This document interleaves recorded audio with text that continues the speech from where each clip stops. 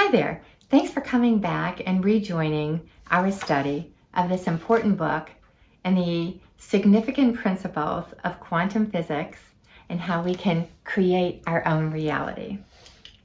Let's continue.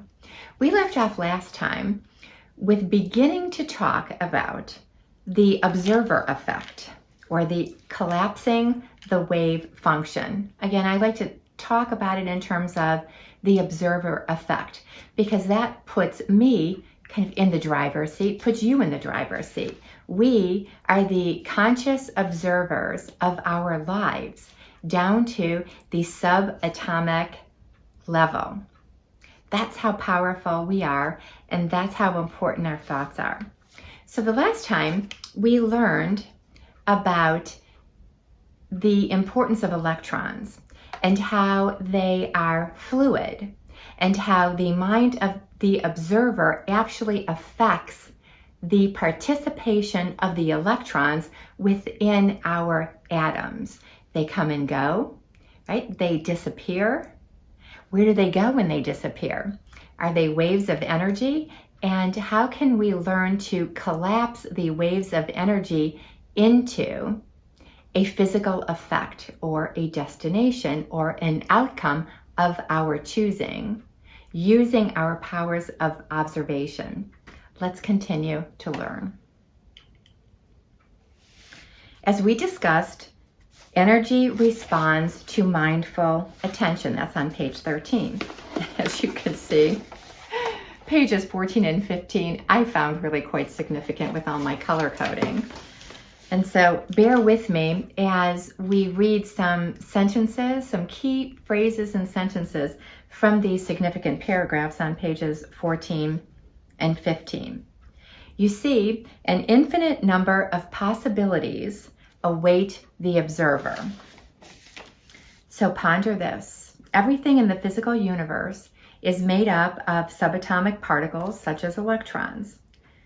By their very nature, these particles, when they exist as pure potential, are in their wave state while they are not being observed. Thus, everything in our physical reality exists as pure potential. If subatomic particles can exist in an infinite number of possible places simultaneously, we are potentially capable of collapsing into existence an infinite number of possible realities. In other words, if you can imagine a future event in your life based on one of your personal desires, that reality already exists as a possibility in the quantum field, waiting to be observed by you. If your mind can influence the appearance of an electron, then theoretically, it can influence the appearance of any possibility. Stay with me, and you will see that with willful attention, sincere application of new knowledge, and repeated daily efforts, you can use your mind as the observer to collapse quantum particles and organize a vast number of subatomic waves of probability into a desired physical event called an experience in your life. Like clay, the energy of infinite possibilities is shaped by your conscious mind. Mind and matter are completely entangled. They're not separate. They're completely entangled. Your consciousness, your mind, has effects on energy or matter because your consciousness is energy, and energy has consciousness. Those are powerful concepts that we need to ruminate on, unpackage, and work to digest.